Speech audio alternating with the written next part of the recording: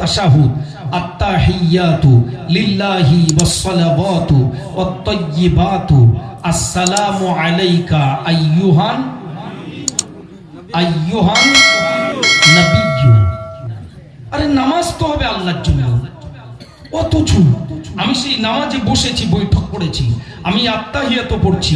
আত্তাহিয়াতু তো আমাকে পড়তেই হবে, না পড়লে তো আমার নামাজ হবে না। অথচ সেই আত্তাহিয়াতুর ভিতরে, তাশাহুদের ভিতরে আমরা কি পড়ছি? আসসালামু আলাইকা আইয়ুহান নবিয়্যু, হে নবী আপনার প্রতি সালাম, শান্তি বর্ষিত হোক, আপনার প্রতি শান্তি নাজিল হোক।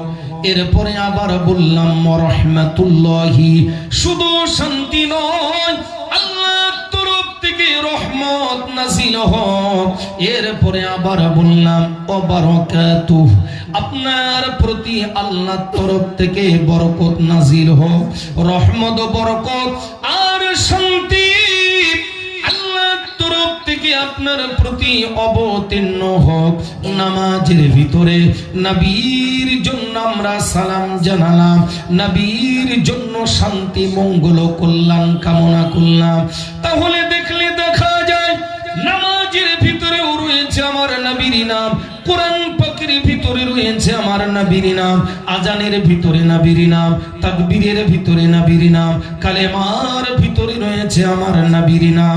এরপরে আমি আপনি দুনিয়া ছেড়ে একদিন বিদায় নেব, কবরের মানুষ হয়ে যাব, ওই নিরালা নিঝুম নিস্তব্ধ আমবাগানে, বাজাবাগানে, গোরস্থানে বা কবরস্থানে একদিন আমাদের সবাইকে চলে যেতে হবে। দুনিয়ার সব কিছু ফেলে রেখে যেদিন আমি আপনি কবর ঘরের মানুষ হয়ে যাব, কবর ঘরে একাকী ফেলে রেখে আসবে এ আমার সে আমার, না না না, কেউ কারো হবে না। সবাই যে যার মতো আপন আপন গন্তব্যে ফিরে যাবে। যারা লাশটাকে, মাইয়াতকে ধরাধরি করে কবর ঘরে নামিয়েছিলেন, একটু বলবেন মাত্র একটা দিনের জন্য, একটা রাতের জন্য হলেও তারা কি কবর ঘরে ওই কবরের মানুষটার সঙ্গী সাথী হয়ে থাকবে নাকি? থাকবে? থাকবে না। আপন আপন করো তুমি, আপন কেউ হবে না। আপন যিনি কাঁদেন তিনি শুয়ে সোনার মদিনা। তিনি কে? মদিনাতে শুয়ে সারা জীবন ধরে আমার আপনার জন্য কেঁদেছেন, আজও কাঁদছেন। ময়দানে মাহশরে, কিয়ামতের দিনেতে, সেদিনও উম্মতের দরদ নিয়ে, উম্মতের মোহাব্বত, ভালোবাসা নিয়ে যিনি সাজদায় পড়ে যাবেন, সবাই বলবে ইয়া নফসি ইয়া নফসি ইয়া নফসি ইয়া নফসি, আমার উপায় কি হবে, আমার উপায় কি হবে। আর আমার নবী এমন কথা বলবেন না, নবী আমার দরদ ভরা মন নিয়ে কাঁদবেন। সারা জীবন ধরে উম্মতের ব্যথায়, তামাম উম্মতের ব্যথায় ব্যতীত হয়ে কেঁদেছেন, উম্মতের যন্ত্রণায় কাতরায় তিনি উম্মতের জন্য সারাটি জীবন ধরে চোখের পানি ঝরিয়েছেন। সম্মানীয় শ্রোতা মণ্ডলী, ময়দানে মাহশরে কিয়ামতের দিনেও তিনি কাঁদবেন। সবাই বলবে ইয়া নফসি ইয়া নফসি, আর আমার নবী বলবেন ইয়া উম্মত ইয়া উম্মতি ইয়া উম্মত ইয়া উম্মতি। আল্লাহ আল্লাহ, আমার দুনিয়া জোড়া গুনাহগার উম্মত, উম্মতির উপায় কি হবে? সম্মানীয় শ্রোতা মণ্ডলী, আমি বলছিলাম ওই কবর ঘরে যাওয়ার পরে লক্ষ্য করুন, একটু খেয়াল করুন, আমরা যদি একটু ভাবি তাহলে দেখতে পাবো ওই কবর ঘরে, সেখানেও আমার নবীর নাম, আল্লাহর তরফ থেকে দুইজন ফেরেশতা, মুনকার আর নাকির ফেরেশতা এসে হাজির হয়ে যাবে। একটু আগে আপনারা বলেছেন তিনটি সওয়াল হবে কবর ঘরে। প্রশ্ন হবে তিনটি। এক নম্বরের প্রশ্ন হবে মান রব্বুকা, কে তোমার রব, কে তোমার প্রভু। দুই নম্বরের প্রশ্ন হবে ওয়ামা দীনুকা, তোমার দিন ধর্মের নাম কি, তোমার ইসলাম, তোমার মতবাদ, তোমার জীবন ব্যবস্থা কি ছিল তুমি বলো। আর তিন নম্বরের প্রশ্ন হবে আমি যে আলোচনা করছিলাম কবর ঘরে চলে গিয়েছে ও নবীর উম্মত উম্মতিরা, ও আমার ঘরের জওয়ান যুবকেরা, তরুণেরা, স্কুল কলেজ ইউনিভার্সিটির ছাত্র যুব সম্প্রদায়, হে আমার সম্মানীয় শ্রোতা মণ্ডলী, একটু খেয়াল করে শোনো। দুনিয়াতে যেখানে দেখি সেখানেই আমার নবীর নাম, আল্লাহ তারই সর্বশ্রেষ্ঠ সৃষ্টির কত আকর্ষণ, কত মর্যাদা দিলেন। আমার আল্লাহ সকল সৃষ্টির শ্রেষ্ঠ আকর্ষণ করে গগনচুম্বী মর্যাদা দিয়ে যাকে দুনিয়ার জমিনে পাঠালে, আরে কবর ঘরে যাওয়ার পরে সেখানেও দেখা যাবে ওই কবরবাসীর জন্য শান্তি আর শাস্তি, কবরের সুখ শান্তি বা আযাব গজব, কবরের কঠিন ভয়ঙ্কর আযাব, আর কবরে আল্লাহর জান্নাতি নাজনিয়ামাত, এসব কিছু নির্ভর করবে যে তিনটি প্রশ্নের সঠিক উত্তর দেওয়ার মধ্য দিয়ে।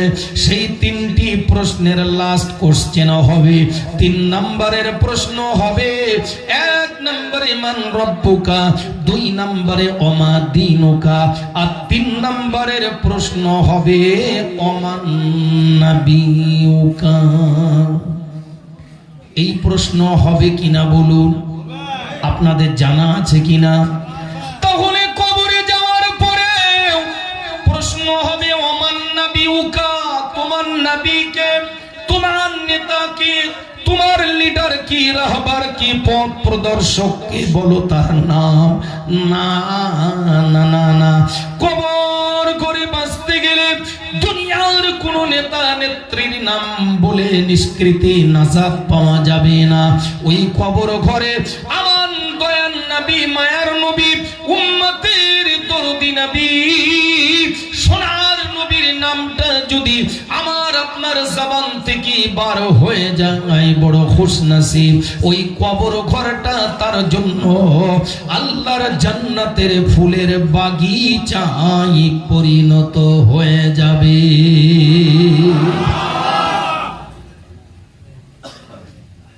তবে মজার ব্যাপার কি জানেন? ছোট্ট প্রশ্ন আর ছোট্ট উত্তর, 1 ঘন্টা ধরে পরীক্ষা নয়, 2-3 ঘন্টার পরীক্ষা নয়। বাক্য রচনা করতে হবে, লম্বা লেখা লিখতে হবে দীর্ঘক্ষণ ধরে, এমনটা নয়।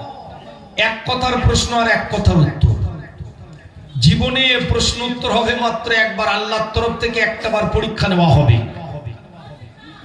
আর এই পরীক্ষার প্রশ্ন কি হবে, উত্তর কি হবে, কয়জন পরীক্ষক আসবেন, আমার আল্লাহ এত দয়াবান, মেহেরবান, করুণার আধার, দয়ার সাগর আমার আল্লাহ বান্দা বান্দির প্রশ্নের উত্তর দিতে যেন কোনো কষ্ট না হয়, সে যেন হয়রান পরেশান হয়ে দিক বিদিক দিশাহারা হয়ে না ঘুরে বেড়ায়, তার যেন কোনো কষ্ট না হয়, সেজন্য আমার আল্লাহ আগের থেকেই প্রশ্ন ফাঁস করে দিয়েছেন, উত্তরটা জানিয়ে দিয়েছেন। আগের থেকে আমার আল্লাহ সব কিছু বলে দিয়েছেন। দুনিয়ার চাকরির পরীক্ষা হোক, মেধার পরীক্ষা হোক, দুনিয়ার মা বাপও যদি সন্তানের পরীক্ষা নেয়, প্রাইভেট টিউটর তার ছাত্রছাত্রী যদি পরীক্ষা নেয়, স্কুলের মাস্টার তার নিজের স্কুলের ছাত্রছাত্রী স্টুডেন্ট যারা আছে তাদের পরীক্ষা যদি নেয়, ভাই যে কোনো পরীক্ষা হোক না কেন, একটু বলবেন ওই পরীক্ষার প্রশ্ন কি কি হবে? পরীক্ষার আগে কি সব আগাম বলে দেওয়া হয়? বলা হয় আগাম ঘোষণা করা হয় নাকি? করা হয় না, ওটা গোপন রাখা হয়। আর আমার মহান রব্বে করিম রহমানুর রহিম, এত বড় দয়ার সাগর, করুণার আধার আমার আল্লাহ মাত্র একটাবার পরীক্ষার ব্যবস্থা করেছেন। মরণের পরে কবর ঘরে, পরীক্ষার হলে, পরীক্ষার সেন্টারে আল্লাহ একটাবার মাত্র পরীক্ষা নেবেন। অথচ একটু ভাবুন, আগের থেকে আল্লাহ প্রশ্নটা আউট করে দিলে, উত্তরটা আল্লাহ বলে দিলে, কয়জন আসবেন, কিরকম একটা সিচুয়েশন তৈরি হবে, পরীক্ষার হলের পরিস্থিতি পরিবেশটা অবস্থা কেমন হবে আমার আল্লাহ সব কিছু আগাম জানিয়ে দিলেন, আগাম বলে দিলেন। আচ্ছা, আগাম এই 20, 30, 50, 60, 100 বছর দুনিয়াতে বেঁচেছি, এই বাঁচার পরে এত কিছু জানার পরেও এবারে পরীক্ষার হলে যে যদি প্রশ্নের উত্তরটা সঠিক না দিতে পারি, ভালো ছাত্র বলে গণ্য হব না খারাপ? খারাপ ছাত্র হয়ে যাব। যে সম্মানীয় শ্রোতা মণ্ডলী, একটু লক্ষ্য করুন, মজার ব্যাপার হলো দুনিয়ার সিস্টেম, দুনিয়ার পদ্ধতি হলো যার স্মৃতি শক্তি যত ভালো, যে যত ব্রিলিয়ান্ট, যে যত ব্রেনি, যে যত স্মরণ শক্তি সম্পন্ন মানুষ, তার পক্ষে প্রশ্নের উত্তর দেওয়া তত সহজ হয়। কিন্তু না, কবরের সিস্টেম এমনটা হবে না।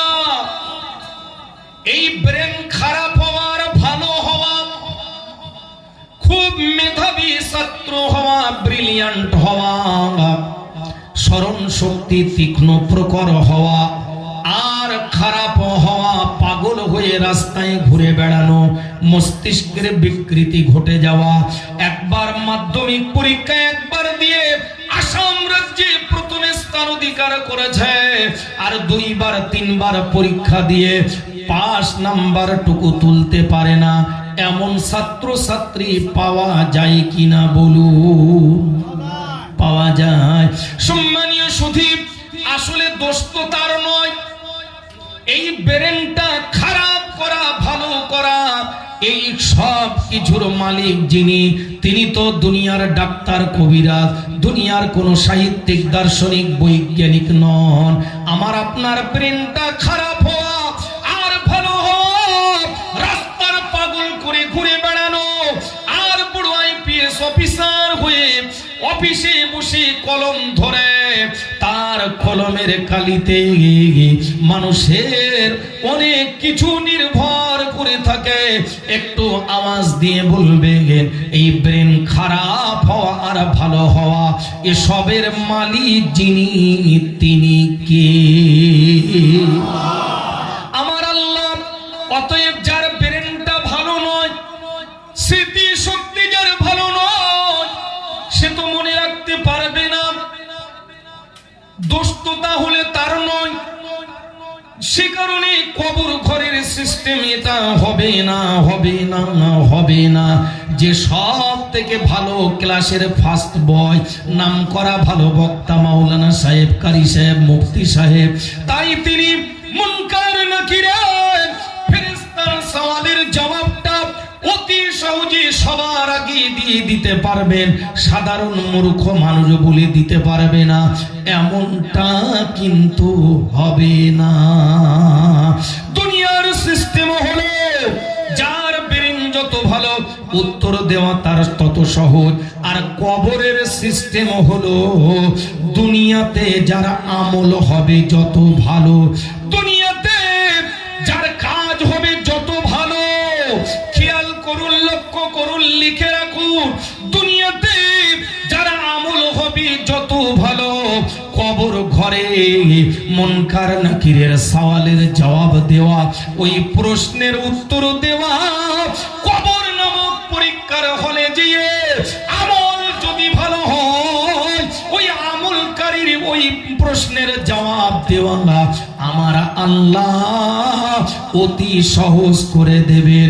মুনকার নাকির ফেরেশতাদের প্রশ্ন করতে দেরি, ইমানদার মুমিন আল্লাহর ফার্স্ট ক্লাস বান্দা বান্দির উত্তর দিতে আদৌ দেরি হবে না। একবার জবান খুলে মিলেমিশে সবাই জোরে বলা যাবে না সুবহানাল্লাহ? সম্মানীয় শ্রোতা মণ্ডলী, তাহলে আমলের উপরে নির্ভর করবে আমার আপনার ভবিষ্যৎ, পরকালীন জিন্দেগি। আমল যদি ভালো হয়, ওই কবর ঘরটা আল্লাহর জান্নাতের গোলাপ ফুলের বাগান হয়ে যাবে। আর আমল যদি খারাপ হয়ে যায়, লিখে রাখুন, শুনে রাখুন, জেনে রাখুন, কবর ঘরটা হবে আগুনের ঘর, আযাবের ঘর, পোকামাকড়ের ঘর, সাপ বিচ্ছুর ঘর, জাহান্নামার ঘর, দোজখের কঠিন শাস্তির স্থানে পরিণত হবে। ওই কবর ঘরটা। সুতরাং এ দুনিয়ার জীবনে আমাদের আমলটা ভালো রাখা দরকার। যতই ভালো ব্রিলিয়ান্ট হই না কেন, আমল যদি খারাপ হয়ে যায়, না না না না, তার জবান থেকে আমার আল্লাহর নাম কখনো বার হবে না। সে বলতে পারবে না, উত্তর দিতে পারবে না। আমি তরিকুল ইসলাম যত বড় হাজি গাজী হাফেজ কারি মাওলানা মুফতি হই না কেন, আমার মাথায় যত দামি টুপি থাক, পরনে যত বড় জুব্বা জামা সুন্দর ড্রেস থাক না কেন, না না না না না, আল্লাহর কাছে আমার কোনো মূল্য থাকবে না যদি আমার আমলটা আমি ঠিক না রাখতে পারি, আমার কাজটা যদি আমি ঠিক না রাখতে পারি। আল্লাহর কাছে বাহ্যিকতার কোনো মূল্য নেই, বাইরের ভড়ঙের কোনো দাম আল্লাহর কাছে নেই। কে কত বড় জুব্বা জামা পরেছে, কত দামি কায়দার টুপি মাথায় দিয়েছে, ওটা আমার আল্লাহ দেখেন না। দুনিয়ার মানুষ দেখে মানুষের বাইরেরটা, মানুষ দেখে মানুষের বাইরেরটা। একটু আওয়াজ দিয়ে বলবেন, আর আমার আল্লাহ দেখেন কোনটা? জোরে বলে। ভিতরটা ভিতরটা ভিতরটা, অন্তরটা। মানুষ দেখে মানুষের বাইরের বেশভূষা, বাইরের পোশাক আশাক, বাইরের ড্রেস, বাইরের চালচলন অঙ্গভঙ্গি, মানুষ দেখে মানুষের বাইরেরটা। আর আমার আল্লাহ দেখেন তাহলে কোনটা? ভিতরটা, অন্তরটা, হৃদয়, কল, এই দিল, এই মন, এটা দেখেন যিনি, তিনি কে? তিনি হলেন আমার আল্লাহ। আমি তরিকুল ইসলাম আমাদের পশ্চিমবঙ্গের উত্তর 24 পরগনা জেলা থেকে দীর্ঘ পথ অতিক্রম করে আপনাদের মাঝে এসেছি। ভাই, আমি এখানে এসেছি, আমার গায়ে বড় সুন্নতি জামা, মাথায় টুপি, মুখে দাড়ি। আমি আপনাদের এলাকার জামে মসজিদে নামাজ পড়তে দাঁড়িয়েছি। আমি নামাজ পড়তে পড়তেই রাতের বেলা 100 রাকাত নফল নামাজ আদায় করে নিয়েছি। আমারই পাশে আপনাদের এলাকা, আপনাদের গ্রামের একটা মানুষ, গরিব, অসহায়, দরিদ্র, দুস্থ, ফকির, মিসকিন, অনাথ, এতিম, অসহায়, কৃষক, শ্রমিক, খেটে খাওয়া মেহনতি একজন মানুষ, তিনিও আমার পাশে নামাজ পড়তে দাঁড়িয়েছেন। আমার মাথায় ধরুন 200 টাকা দামের টুপি, তার মাথায় রয়েছে 10 টাকার একটা সাধারণ কাপড়ের টুপি, 20 টাকার একটা টুপি। আমার পরনে রয়েছে 1000 টাকার জামা, তার পরনে রয়েছে মাত্র 200-300 টাকা দামের একটা রেডিমেড পাঞ্জাবি। আল্লাহু আকবার। আমার পরনে রয়েছে 500 টাকা দামের পাজামা, তার পরনে রয়েছে 200 টাকা দামের একটা সাধারণ লুঙ্গি, তাও দুই এক জায়গায় হয়তো ছেঁড়া ফাটা। গরিব অসহায় মানুষটা বেশি নামি দামি পোশাক পরতে পারেননি, তিনি ওই ছেঁড়া ফাটা পোশাক পরে আমার পাশে দাঁড়িয়ে নামাজ আদায় করছেন। তিনি পড়েছেন 2 রাকাত নামাজ, আর আমি পড়ে নিয়েছি 200 রাকাত নামাজ। কিন্তু বিশ্বাস করুন, আমি 200 রাকাত নামাজ যদিও আদায় করেছি, কিন্তু না, আমার আমল আখলাকটা ঠিক রাখতে পারেনি, কাজকর্ম ঠিক রাখতে পারেনি। বাইরের সাইনবোর্ডটা ঠিক রেখেছি, পোশাকটা ভালো রেখেছি, ড্রেসটা বেশ সুন্দর চকচকে ঝকঝকে, ভিতরটা আদৌ ভালো নয়। ভিতরে আমার হিংসা বসবাস করে, কারো ভালো দেখতে পারি না। ভিতরে আমার অহংকার ভরে রয়েছে, কারো আমি মূল্য দিই না, কারো দাম দিই না। সামান্য দুনিয়ার ক্ষমতা হাতে পেয়ে, লাঠির জোড়ার পাটির জোর আছে, ক্ষমতার জোর আছে বলে মানুষকে মানুষ বলে মনে করে না, কারো একটা পয়সা দাম দেয় না, গুরুজনদের সম্মান শ্রদ্ধা করে না, আলেম ওলামাদের ভক্তি করে না। ক্ষমতা আছে, টাকা আছে, পয়সা আছে, তাই বাহাদুরি করে মানুষকে মানুষ বলে মনে করে না, জমিনে পা থাকে না, অহংকারে টকবক করে ভরতে থাকে। এমন মানুষ আছে কি না? নাই, আছে না? নাই, আছে। ধরুন সেই মানুষটা আমি অহংকারী, আমার ভিতরে রয়েছে হিংসা। আর নবীজি বলেছেন, কারো ভিতরে যদি কোনো হিংসা থাকে, এই হিংসা হলো এমন একটা আগুন, হিংসা হলো এমন আগুন। প্রিয় নবীজি বলেন, আগুন যেমন দুনিয়ার শুকনো কাঠগুলোকে পুড়িয়ে ছাই করে দেয়, ভস্ম করে দেয়, কারো ভিতরে যদি যার্রা পরিমাণ হিংসা থাকে, প্রিয় নবীজি বলেন তার জীবনের নেক আমলগুলো ওই হিংসা নামক আগুন, নামাজ রোজা হজ যাকাত দান খয়রাত তাসবিহ তেলাওয়াত, এই আমলগুলো হিংসা নামক আগুন সব পুড়িয়ে ছাই করে দেয়। সুবহানাল্লাহ, নাউজুবিল্লাহ। ভাই আমি বিরাট বড় আল্লাহওয়ালা, টুপিওয়ালা, দাড়িওয়ালা, পাগড়িওয়ালা, দাওয়াতিওয়ালা, সে যে মানুষের মাঝে ঘুরে বেড়ায়, অথচ আমার ভিতরে হিংসা বসবাস করছে। চাচা কারণ ভালো দেখতে পারে না, হিংসায় জ্বলে পুড়ি মরে, আসে না নাই? একটু সাউন্ড দেয়। মুসলমানের সাউন্ড হবে না কো ডাউন। আপনারা ডাউন মেরে যাচ্ছেন কেন? আমি না হয় দীর্ঘ পথ অতিক্রম করে আসলাম, আবার এই ঠান্ডা গরম ওয়েদার, ফ্লাইটে আসতে সেখানে এসি, যাই হোক গাড়িতে এসি, অনেক অসুবিধা, যার কারণে গলার আওয়াজটা আমার চেপে যাচ্ছে। আমি সারাদিন এক কাপ চা পান করি না। আমি আমাদের যারা হাবিবুর রহমান সাহেব, হাবিবুর ভাইয়ের বাড়িতে ছিলাম, খানা পিনার সুন্দর ব্যবস্থা, মেহমানদারির কোনো ত্রুটি রাখেননি, কিন্তু উনি আমাকে বারবার চা পানের কথা বলছেন। আমি বললাম চা খাবো না, চা খাই না, ভুল করেও এক কাপ চা মুখে দিই না, সারাদিন 24 ঘন্টা এক কাপও চা খাই না। কিন্তু এই জলসা করতে উঠে আমি বুঝতে পারছি গলার আওয়াজটা চেপে যাচ্ছে, যার কারণে একটু শুকিয়ে যাচ্ছে গলা, তাই ভিজানোর জন্য চা। আর আমি যা চা খাচ্ছি ওর থেকে পানি খাওয়া ভালো, ও একদম চিনি ছাড়া। ওনারা বলছেন হালকা চিনি, আমি বললাম মোটে না, আমার একেবারে high diabetes, cholesterol, thyroid, triglyceride, এইসব অবস্থায় চলতে হয়। দেশ বিদেশে কিছুদিন আগে বাংলাদেশে ছিলাম, আপনাদের আসামে কিছুদিন আগে সপ্তাহখানের মতো ঘুরে গেলাম, এই এসেছে। আবার আগামীকাল চলে যাব 7:28 আমার ফ্লাইট রয়েছে গুয়াহাটি এয়ারপোর্ট থেকে। আবার 20 ডিসেম্বর কি ওটা মানকাচর, তাই তো? মানকাচর বলে একটা জায়গা আছে, মানকাচরে আমার প্রোগ্রাম রয়েছে, আবার ওখানে আসতে হবে। যাই হোক, এই চারিদিকে ঘোরাঘুরি, গুজরাটে গিয়েছি, আহমেদাবাদ, আল্লাহ পাক বিভিন্ন জায়গায় নিয়ে গেছেন, মুম্বাই গিয়েছি, ইউপিতে গেছি, বিভিন্ন জায়গায় যেতে হয় এই দিনের দাওয়াতের ক্ষেত্রে। আল্লাহ এই দিনের দায়ী হিসাবে অনেক জায়গায় জীবনের ঝুঁকি নিয়ে এই কঠিন পরিস্থিতি চলছে, আপনারা জানেন।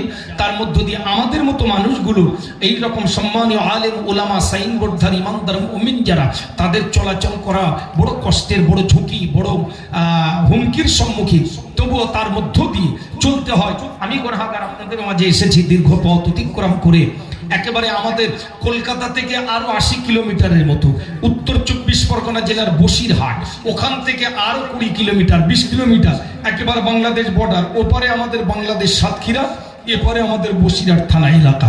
তো আমি সেখান থেকে দীর্ঘ পথ অতিক্রম করে মুসাফির হালাতে আপনাদের মাঝে এসেছি। গলার আওয়াজটা একটু মাঝে মধ্যে চেপে যাচ্ছে, তাই এই গরম চা পান করে একটুখানি ভিজিয়ে নিতে হচ্ছে। আমার কলকাতার ভাষা আপনাদের বুঝতে খুব অসুবিধা হচ্ছে না তো? আমার ওয়াজ খুব বুঝতে কষ্ট হচ্ছে? আলহামদুলিল্লাহ। কিন্তু আপনারা যে কি বলেন মাঝে মধ্যে, যখন নিজেদের মধ্যে কথা বলেন না, ও ঘোড়ার ডিম শিখতে কি আমি বুঝতে পারিনি। এই আপনারা কথা বলছেন, দুই একজন আবার বলে হুজুর অসমীজ বোঝেন, আমি বলি না, আমি বুঝতে পারিনি। বুঝি কিসে কি আপনারা বলেন। আবার আমিও যখন বলি অনেক সময় দেখা যায় অনেক কথা আপনারা বুঝতে পারেন না। তবে ওই বলে ওই ঘর ছাইতে না পারলেও ওর গোড় দেখে বুঝতে পারা যায় কি হতে যাচ্ছে। অনেকে হিন্দি বলতে পারে না, কিন্তু বুঝতে পারে, ঠিক কিনা? তো যাই হোক, আপনারা আশা করি ত্রুটি বিচ্যুতি, সুবিধা অসুবিধা হলে সেগুলো ধরে নেবেন। আমি গুনাহগার। আলোচনা কিছুক্ষণ চলবে, আর আধা ঘন্টার মতো 30 মিনিট আলোচনা করব। আলহামদুলিল্লাহ, আপনাদের আগ্রহ, আপনাদের আওয়াজ দেখে আমার ভালো লাগছে। সম্মানীয় শ্রোতা মণ্ডলী, সুতরাং অন্যমনস্ক হবেন না, সকলে মন প্রাণ দিয়ে আলোচনার দিকে একটু খেয়াল রাখুন, ধ্যান রাখুন। প্রিয় সুধী, আমি বলছিলাম তাহলে আমি 200 রাকাত নামাজ পড়েছি, কিন্তু আমার ভিতরে রয়েছে অহংকার, মাটিতে পা থাকে না। ক্ষমতার দাপটে মানুষ আসলে হুজুর হুজুর করে, সবাই সালাম দেয়, স্টেজে এসেছি, মুখ্য অতিথি এসেছে বলে সম্মান করছে, শ্রদ্ধা করছে, আমাকে ওই কি বলে আপনাদের ভাষায়, এই যে এটা পরিয়ে দিল, আদরণী, আদরণী। আমি আগে এসে বুঝতে পারতাম আদরণী কি। আমাদের বাংলায় আদর শব্দ ব্যবহার হয়, আদর মানে মহব্বত, ভালোবাসা, আদর করা যারে বলে। তাই আমার আবার, আমি ছোট বাচ্চা না, আমার কি আদর করবে এখানে কোলে তুলে, এই আদর তুল। পরে দেখলাম না আদরণী মানে গায়ে অসমীজ ঐতিহ্য গামছা পরিয়ে দিচ্ছে, ওটাকে আদরণী বলা হয়। বাংলা ভাষায় আমাদের বলা হয় সংবর্ধনা জ্ঞাপন, সংবর্ধনা জানানো হয়। তো যাই হোক, আমি দেখছি আমাকে সবাই আদরণী জানাচ্ছে, সম্মান সম্বর্ধনা জানাচ্ছে, আমার বিরাট সম্মান। এখন এই মনে করে আমি অহংকারে টকবক করছি, কারো আর দাম দিচ্ছি না, মূল্য দিচ্ছি না, কারো এখানে আর কোনো সম্মান জানাই না। আমি মুখ্য মানে আমি হিরো, আমি বিশাল ব্যাপার। এই যদি মনে করে নিজেকে হিরো মনে করি, আমার আল্লাহ একদিন নিচেই নামিয়ে জিরো করে দিতে পারেন না, পারেন না? পৃথিবীতে কত হিরো এসেছিল, কত ক্ষমতার দাপট দেখিয়েছিল, আমার আল্লাহ কাউকে নাকানি চোবানি খাইয়ে মিশরের লোহিত সাগরে পানিতে ডুবিয়ে আল্লাহ বিদায় করেছেন। কি নাম? জোরে বলেন। ফেরাউন। আমার নবীকে মারতে গিয়েছে, নবীকে মারবে বলে রাস্তার মাঝে কুয়া খুঁড়েছে, আর সেই কুয়ায় নিজেই পড়ে হাবুডুবু খায়। কি নাম? জোরে বলেন। আবু জাহাল। সব তো আপনাদের মুখস্থ, কোথায় ওয়াজ করতে এসেছি এই সব তো আপনারা জানেন, তাহলে ওয়াজ খতম করে দেওয়া ভালো। আলহামদুলিল্লাহ, আল্লাহু আকবার, আল্লাহু আকবার। চিন্তা করে মারবে কাকে? আল্লাহু আকবার। আল্লাহ নবী রাসূলদের বিরুদ্ধে জিহাদ ঘোষণা করেছে। নাকের ভিতরে সামান্য একটা ক্ষুদ্র ন্যাংড়া খোঁড়া মশা প্রবেশ করেছে, আর মশার কামড়ে আস্তে আস্তে শেষ হয়, জুতো পেটা করা হয়, লাস্টে দুনিয়া থেকে চিরবিদায় নেয়। কি নাম? জোরে বলে। ওটাও আপনাদের মুখস্থ আছে, নেই কোথায় বুঝতে পারছি না। তো কত হিরো এসেছিল, আমার আল্লাহ পৃথিবীর জমিন থেকে উচিত শিক্ষা দিয়ে জিরো করে নিচেই নামিয়ে দিয়ে চিরতরের মতো অস্তিত্বকে খতম করে বিলীন করে ছেড়ে দিয়েছে। কেউ যেটা পারে না, সেটা যিনি পারেন তিনি কে? তিনি কে? আমার আল্লাহ, আমার আল্লাহ, আল্লাহ, আল্লাহ। অহংকার করবেন না, হিংসুক হবেন না। যত বড় হাজি গাজী হাফিজ কারি মাওলানা মুফতি মুহাদ্দিস মুফাসসির হই না কেন, ভিতরে যদি হিংসা থাকে, কারো যদি ভালো দেখতে না পারি, হিংসায় টকবক করে ফুটি, মনে রাখবেন ওই হিংসা নামক আগুনটা ভিতরের নেক আমলগুলো সব শুকনো কাঠের নাই জ্বালিয়ে পুড়িয়ে শেষ করে দেয়। অহংকার যদি থাকে, না না না, প্রিয় নবী আমার বললেন, লা ইয়াদখুলুল জান্নাতা মান কানা ফি কলবিহি মিসকালু যাররাতিন মিন কিবরিন। প্রিয় নবী বললেন, লা ইয়াদখুলুল জান্নাহ, ওই ব্যক্তি কখনো আল্লাহ দয়ার জান্নাতে প্রবেশ করবে না, করবে না, করবে না। সে কখনো আল্লাহর দয়ার জান্নাতে প্রবেশ করতে পারবে না। লা ইয়াদখুলুল জান্নাহ, জান্নাতটা তার জন্য নো এন্ট্রি হয়ে যাবে, হারাম হয়ে যাবে, তার জন্য প্রবেশ নিষিদ্ধ হয়ে যাবে। কার জন্য? খেয়াল করুন, নবীজি বলেন, মান কানা ফি কলবিহি, যার কলবের ভিতরে, যার দিলের ভিতরে, মনের ভিতরে, যার এই কলবের ভিতরে যাররাতিন মিন কিবরিন, যাররা পরিমাণ, যাররা পরিমাণ। যাররা কাকে বলে? যাররা পরিমাণ, অনুপরিমাণ। এই যাররার ব্যাখ্যা দিতে যে বলা হয়েছে, ছোট্ট একটি বালু কণা, বালির টুকরা, ছোট্ট একটি বালু কণা, ওটাকে যদি 70টি ভাগ করা হয়, 70 ভাগে যদি বিভক্ত করা হয়, যা কখনো সম্ভব নয়। ছোট্ট একটি বালু কণা, ওটা কেটে টুকরা টুকরা করে দুনিয়ার কোনো মেশিনে 70 ভাগ করা যাবে নাকি? বলেন যাবে? যাবে না। এই ছোট্ট বালু কণা, বালুর টুকরা, ওটাকে যদি 70টি ভাগ করা হয়, 70টা ভাগ করার পরে একটা ভাগে যতটুকু অংশ এসে দাঁড়ায় ওই পরিমাণ বস্তুকে বলা হয় যাররা।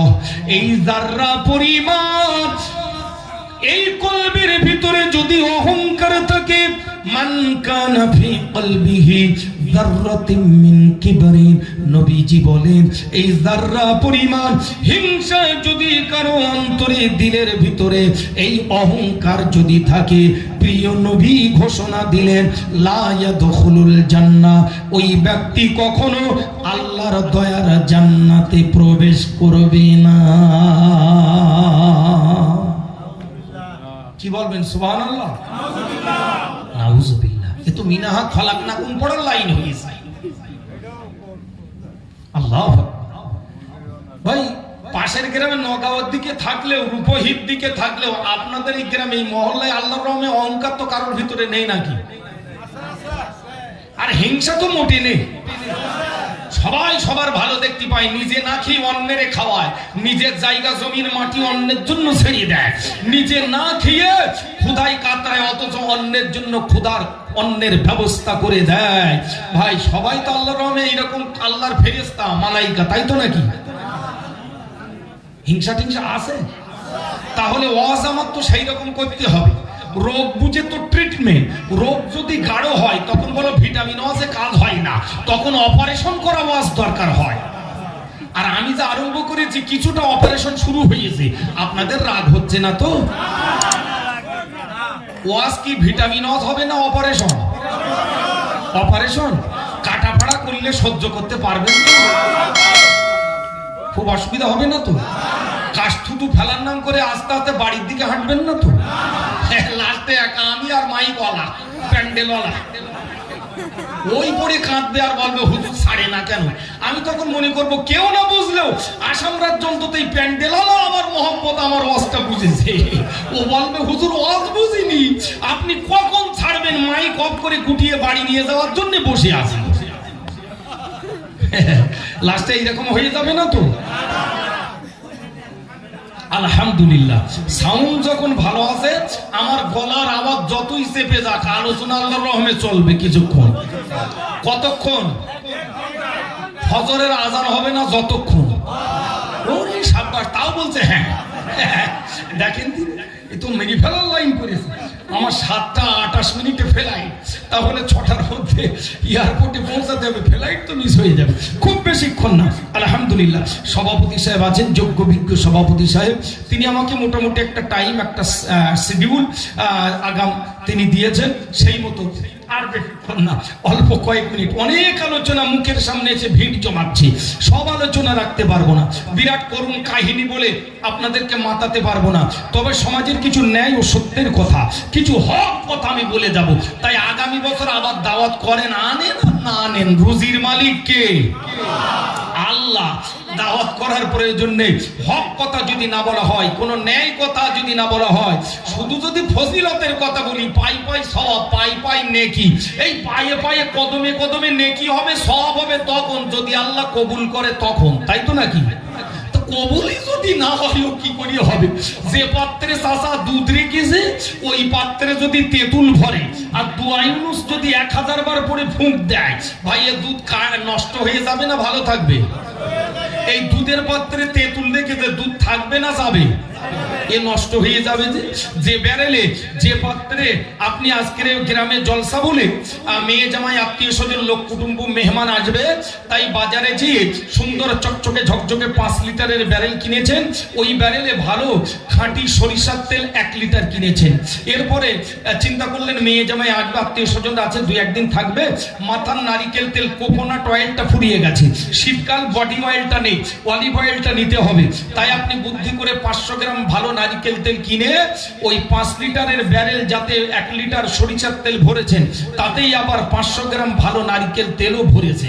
এরপরে চিন্তা করলেন কখন লোডশেডিং হবে, বা গ্যাসে বাড়িতে রান্না হয়, গ্যাস সিলিন্ডার গ্যাস যদি ফুরিয়ে যায়, অনেক সময় অনেক বাড়িতে কেরোসিন বোঝেন তো, কেরোসিনের স্টোভে কেরোসিন ভরে স্টোভে পাম্প করে ওই স্টোভে অনেক সময় রান্না বান্না হয়, চা গরম করে খাওয়া হয়, ঠিক কি না? তো আপনি চিন্তা করলেন যদি গ্যাসটা ফুরিয়ে যায়, কেরোসিন বুদ্ধি করে নিয়ে যায়, কিছু এমার্জেন্সি কালীন পিরিয়ডে কাজে লাগবে, আপনি একটা দোকানে যেয়ে সেখান থেকে আবার 1 লিটার কেরোসিন বা ডিজেল কিনে নিলে, এই ডিজেল পেট্রোল বা কেরোসিন নিয়ে আপনি 5 লিটারের চকচকে ঝকঝকে নতুন ব্যারেল, ওই ব্যারেলে যাতে রেখেছেন সরিষার তেল, তাতেই রেখেছেন নারিকেল তেল, ওতেই আবার ভরার জন্য দোকানদারের কাছে এগিয়ে দিয়েছেন ওই কেরোসিন তেল। দোকানদার বললেন ওতে কি? বললে এতে আছে নারিকেল তেল আর ওই সরিষার তেল। বললো এরপরে? বললো আপনি ওটা দিয়ে দেন, এতে একই পাত্রে, ডিজিটাল যুগের মানুষ, ডিজিটাল যুগের আমরা ছেলে, আমরা বেশি পাত্র ঘাটাঘাটি করব না। একই মোবাইলে যেমন হুজুরের ওয়াজ রাখি, আবার নায়ক নায়িকাদের ড্যান্স হাঙ্গামা ভরে রাখি, একই মোবাইলে যেমন কাবা বাইতুল্লাহ শরীফের ছবি রাখি, ওই মোবাইলে নায়ক নায়িকাদের ন্যাংটা নোংরা হারাম জঘন্য ছবি, যা দেখলে শিয়াল কুকুরে বমি করবে, ইবলিশ শয়তান খোদার গজবে পালাবে, সেই হারাম নোংরা অশ্লীল ছবিগুলো ওই একই মোবাইলে ভরে রাখি। যার ভিতরে ভালো জিনিস তার ভিতরে খারাপ জিনিস, যার ভিতরে হালাল জিনিস তার ভিতরে হারাম জিনিস। আমার ঘরের ইয়াং যুবক তরুণ ছাত্র যুব সম্প্রদায়, ওদের মোবাইলে ভালো জিনিস আর খারাপ জিনিস, হারাম আর হালাল, ভাই সব রকম জগা খিচুড়ি আসে না নেই? আসে না নেই? আসে। আচ্ছা, এখন আপনি যদি এই সুন্দর জামা পরি, টুপি মাথায় দিয়ে, আর এই মদের বোতল পকেটে নিয়ে, বিড়ি সিগারেট আর এক পকেটে নিয়ে, ওই অবস্থায় মসজিদের ফার্স্ট কাতারে যে জমাত ধরেন 27 গুণ সওয়াব পাওয়ার আশায়, ভাই 27 গুণের পরিবর্তে 54 গুণ হবে তো নাকি? কেন হবে না? এই বেরিয়েছে বলছে মদের বোতল আছে, তা হারাম জিনিস পকেটে রয়েছে, ওটা আছে বলে হবে না। আচ্ছা, ওটা দেখা গিয়েছে, এটা দেখা গিয়েছে, এই মদের বোতলটা দেখা গিয়েছে। আপনি একটা ইয়াং ছেলে, স্কিন টাইট গেঞ্জি পরেছেন, স্কিন টাইট প্যান্ট পরেছেন, আপনার গেঞ্জির সামনে সানিয়া মির্জার উরু বার করা, দাপনা বার করা ওই ছবি, আর পেছন দিকে আর এক নায়ক নায়িকার ন্যাংটা ছবি আপনার গেঞ্জির উপরে রয়েছে। আবার আজকাল ছেলে মেয়েরা এত স্টাইল মারা ধরিয়েছে, এত মডার্ন, আল্ট্রা মডার্ন, টাকা দিয়ে মাল প্যান্ট কিনে যেতেছে, ছেঁড়া মাল, হাঁটুর কাছে ছেঁড়া, ফকিরের বাচ্চা ফকির ধরি ছেঁড়া মাল কিনে পরি বেড়াচ্ছে। ওরে ন্যাংটো হ, তুইও ছেঁড়া মাল পরি বেড়াচ্ছিস টাকাতে কিনে? পাগল মূর্খ বোকা কোথাকা, তুই এখানে এসে বললি কেন? তোর দরকার ছিল তো সুন্দরবনে, তুই পাগল ছাগল ছেঁড়া মাল পরিয়ে এদিকে চুল কেটেছে, বলছে নবীর উম্মত, নারাই তকবীর, আর এদিকে চুল কেটেছে, স্টাইল মেরিয়েছে শাহরুখ খানের কায়দায়, সালমান খানের কায়দায়, পেছন দিকে নেড়া, সামনের দিকে ভল্লুকির মতো 1 হাত লম্বা। এই স্টাইল মার্কা চুল আছে না নাই? ও আবার নবীর উম্মত বলে ওই মুখে দাবি করে। তুমি একবার কবরে যাও, কবরের বাঁশ খুলে তোমার ঝাড়া আরম্ভ হবে। অত সহজ না, একবার জেগিয়ে দেখো, গোরস্থানে যারা গেছে ওদের কবর ঘুরিয়ে লাইট দেখো কি খেলা হচ্ছে, শুধু বলে খেলা হবে, খেলা হবে, খেলা হবে। একবার কবরে যা, গোরস্থানে একবার যা, ঠিক না ভুল? হ্যাঁ, মুসলমানের সন্তান। আমার প্রতিবেশী হিন্দু দাদা কাকা, আমি ধন্যবাদ জানাই, তারা তাদের ধর্মের শ্রদ্ধা করে, সম্মান করে। শিখ ধর্মের মানুষ, ভারতবর্ষের প্রধানমন্ত্রী হলেন মনমোহন সিং, রাষ্ট্রপতি জৈল সিং, মুখে দাড়ি, মাথায় পাগড়ি, হাতে বালা, তার ধর্মের ঐতিহ্য বিসর্জন দেয়নি। মুসলমানের সন্তান মাথায় টুপি দিতে বলে মাথা গরম হয়ে যায়, আর গ্রীষ্মকাল, টকবগে ফুটন্ত গরমকাল, তারা মাথায় ইয়া বড় পাগড়ি পরে রয়েছে, তাদের ধর্মীয় ঐতিহ্য বিসর্জন দেয় না, গরম লেগেছে বলে। তারা দাড়ি রাখলে দাড়ি এই মুখ চুলকাবে বলে, ভালো মেয়ে পাওয়া যাবে না, বিয়ে হবে কিনা, তাই এই ভয়ে তারা দাড়ি রাখা বন্ধ করে দেয় না। নবজ্যোৎ সিং সিধু, যুবরাজ সিং, শিখের ঘরের, পাঞ্জাবি ঘরের ছেলেটা খেলার মাঠে খেলা করছে, বিশ্বকাপের ময়দানে সারা বিশ্বের মানুষ দেখছে, মাথায় পাগড়ি, মুখে দাড়ি, হাতে বালা দিয়ে ক্রিকেট খেলার মাঠে ঝাঁপিয়ে পড়েছে, ড্রাইভিং করছে, গাড়ি চালাচ্ছে, ধর্মীয় ঐতিহ্য বজায় রেখে ভারতের রাষ্ট্রপতি প্রধানমন্ত্রী হয়ে দায়িত্ব পালন করছে, তার ধর্মীয় ঐতিহ্যকে সে মেনে চলে। আর মুসলমানের সন্তান তার ধর্মীয় ঐতিহ্য, মুখে দাড়ি রাখতে, মাথায় টুপি দিতে তার লজ্জা পায়, ঠিক না ভুল? পুলিশ প্রশাসন দেখলে চেনা যায়, বিএসএফ কে দেখলে চেনা যায়, সিআইএসএফ কে দেখলে চেনা যায়, সিআরপিএফ কে দেখলে চেনা যায়, আর্মি কে দেখলে চেনা যায়, সবাইকে দেখলে চেনা যায়, সবাইকে দেখলে বোঝা যায়। মুসলমানকে দেখলে চেনা যায় না, বোঝা যায় না। এক শ্রেণীর মুসলমান রয়েছে, আপনি তাদের দিকে ফিরে তাকান লজ্জায় মাথা হ্যাট হয়ে যাবে। আমি বলবো খ্রিস্টান পাদ্রীকে দেখলে চেনা যায়। মাদার তেরেসা সারা বিশ্বে ঘুরে বেরিয়েছে, ফুল হাতা ব্লাউজ, মাথার চুলগুলোও দেখা যায় না, কপাল পর্যন্ত ঢাকা রয়েছে, যেন হিজাব পরে রয়েছে। মাদার তেরেসা তাকে দেখলে চেনা যায়, খ্রিস্টান পাদ্রীকে দেখলে চেনা যায়, হিন্দু ব্রাহ্মণ পুরোহিতকে দেখলে চেনা যায়, সবাইকে দেখলে চেনা যায়। দুঃখ আর আফসোস, আমার ঘরের এক শ্রেণীর মুসলমান নামধারী, আরে নামধারী বলাও ভুল, আগে নাম শুনলে চেনা যেত মুসলমান, এখন এমন কায়দারে স্টাইল মারা নাম রেখেছে, নাম শুনলেও চেনা যাবে না। কাউরা, মুসি, সাঁওতাল, বাগদি, হাঁড়ি, কোন জাতের, কোন শ্রেণীর, কোন কোয়ালিটি, ওর নাম শুনলেও চেনা যায় না। ওর পোশাক বলে না মুসলমান, ওর আচরণ বলে না মুসলমান, ওর আখলাক বলে না মুসলমান, ওর কাজকর্ম বলে না মুসলমান। ওর ভিতরে নবীর আদর্শ খুঁজে পাওয়া যায় না, ওর ভিতরে নবীর সুন্নতি চুল কাটার স্টাইল পাওয়া যায় না, ওর হাতের নখগুলো দেখলে চেনা যায় না। এই বন্য প্রাণী, হিংস্র জন্তু, জানোয়ার প্রাণী, না মানুষের বাচ্চা মানুষ, না মুসলমানের সন্তান, এটা দেখলে অনুভব করা যায় না। সম্মানীয় শ্রোতা মণ্ডলী, এটা বড় বেদনা, এটা বড় দুঃখের সঙ্গে আমাকে বলতে হচ্ছে, আমরা নবীর উম্মত বলে দাবি করি, মুসলমান বলে দাবি করি, অথচ আচার আচরণ, কাজে কর্মে, লেনদেন, ওঠা বসা, খাওয়া দাওয়া, রীতি নীতি, কৃষ্টি, কালচার, তাহজিব, তামাদ্দুন, জীবনের প্রতিটা ক্ষেত্রে আমরা নবীর সুন্নাত মেনে চলতে পারিনি, নবীর আদর্শকে বজায় রাখতে পারিনি, আমরা নবী বলা জীবন যাপন করতে পারিনি। নবীকে ভালোবাসি বলে দাবি করি, অথচ নবীজি সম্পর্কে কোনো খবর রাখি না, ইসলাম সম্পর্কে জ্ঞান রাখি না, কোরআন হাদিস সম্পর্কে কোনো আইডিয়া, কোনো ধারণা নেই। আর আপনি শুনলে অবাক হবে, আপনি তাজ্জব পড়ে যাবেন। সম্মানীয় শ্রোতা মণ্ডলী, জর্জ বার্নার্ডশর মতো এক মহান ব্যক্তি, বিশ্ববিখ্যাত এক ব্যক্তি, জর্জ বার্নার্ডশ কোরআন নিয়ে গবেষণা করলেন, কোরআন নিয়ে পড়াশোনা করলেন, কোরআন নিয়ে রিসার্চ করলেন, কোরআনুল কারীম নিয়ে গবেষণা করার পর তিনি কমেন্ট করলেন, তিনি মন্তব্য করলেন, the source of all the new invention is one and only আল কোরআন। জোরে বলুন সুবহানাল্লাহ। তিনি বললেন, এই হলো সেই কোরআন, the source of all the new invention, যা বিজ্ঞানের নিত্য নতুন আবিষ্কারের তথ্য দেয়, পথ খুলে দেয়। বিজ্ঞান আজকে পৃথিবীতে যা কিছু আবিষ্কার করছে, বিজ্ঞানের সকল আবিষ্কারের মূল উৎস হলো, সূত্র হলো, সকল আবিষ্কারের পথ দেখিয়েছে একমাত্র আল্লাহর কোরআন, যাকে বলা হয় দা হোলি কোরআন is the greatest and the last book of Allah, revealed for the guidance of mankind. অর্থাৎ দা হোলি কোরআন, এই হলো সেই পবিত্র কোরআন, যা কিনা আল্লাহর তরফ থেকে নাযিলকৃত সর্বশেষ ও সর্বশ্রেষ্ঠ গ্রন্থ। কাস্তার কি? Revealed for the guidance of mankind, যা হলো মানবতার জন্য, বিশ্ব মানবতার জন্য, শুধু মুসলমানের জন্য নয়, तमाम বিশ্বের মানুষের চলার পথের দিক নির্দেশনা দেয়, পৃথিবীর মানুষের চলার পথ দেখায়, আলো দেখায়, নূর দেয়, জ্যোতি দেয়, আলো দেয়। সেই মহা গ্রন্থটি হলো বিশ্ব মানবতার জন্য কমপ্লিট কোড অফ লাইফ, মোকাম্মল নিজামে হায়াত, একটা পরিপূর্ণ জীবন ব্যবস্থা। নাম হলো তার আল কুরআন। আজ আমরা কোরআন ছেড়েছি, যেখানে বিপদে পড়েছি সেখানে, বিপদে পড়েছি সেখানে কোরআন ছেড়েছি, যেখানে মুসলমান আজ আমরা কোরআন হারা হওয়ার কারণে, নবীর আদর্শ চ্যুত হওয়ার কারণে আজ আমাদের বিপদ, বিপর্যয়, দুঃখ, দুর্দশা যেন আজ আমাদের পিছু ছাড়ে না। এ দোষ অন্য কারণ নয়, এ দোষ হলো আপনার আমার।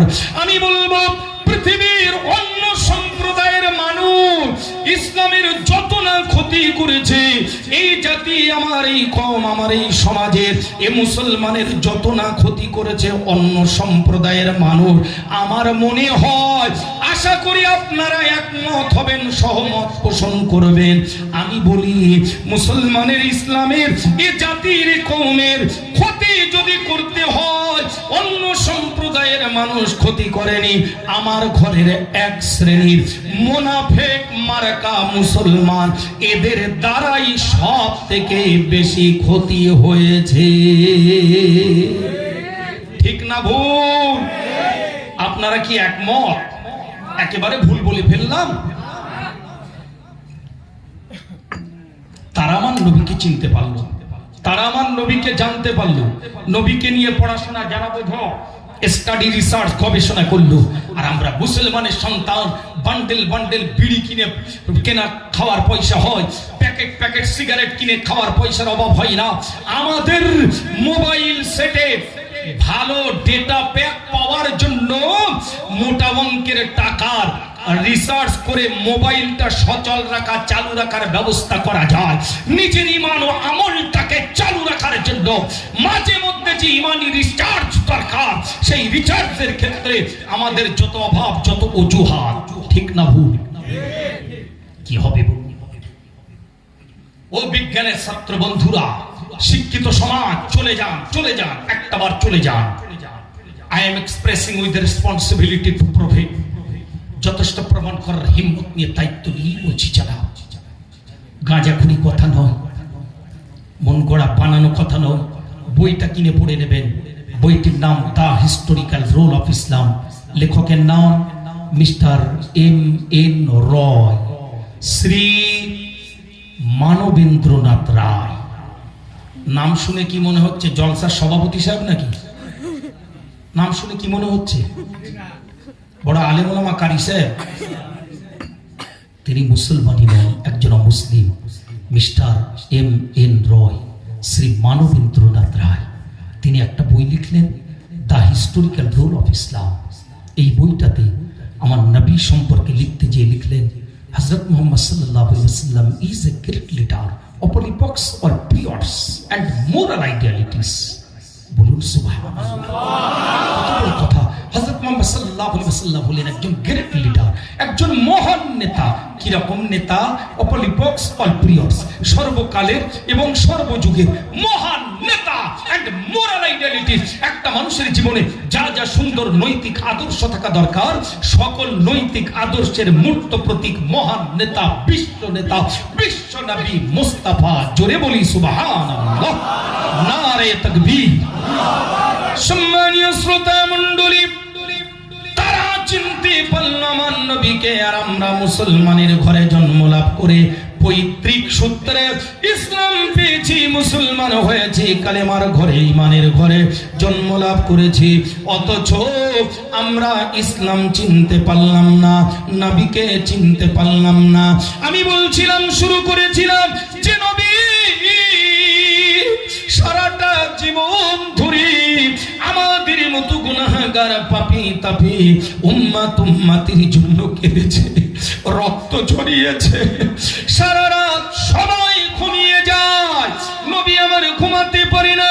আম্মা জান হযরত আয়েশা সিদ্দিকা রাদিয়াল্লাহু তাআলা আনহা, তিনি নিজেই বর্ণনা দিয়ে বলছেন, আমার নবী পাকের জীবন সঙ্গিনী, বিশ্ব নবীর সহধর্মিণী মা আয়েশা রাদিয়াল্লাহু তাআলা আনহা, তিনি বর্ণনা করে বলছেন, আমি আয়েশা যখনই আমার রাতের বেলা ঘুমটা ভেঙে যায়, নিদ্রা ভঙ্গ হয়ে যায়, আরামের বিছানা থেকে আমি যখন চোখ মেলে তাকাই, না না না না, কোনদিন ওই গভীর রাতের বেলা আমি আয়েশা ঘুম থেকে উঠার পরে আমার দয়ার নবী, মায়ার নবী, উম্মতের দরদি নবীকে কোনদিন আমি আরামের বিছানায় বালিশে মাথা দিয়ে ঘুমাতে দেখি না।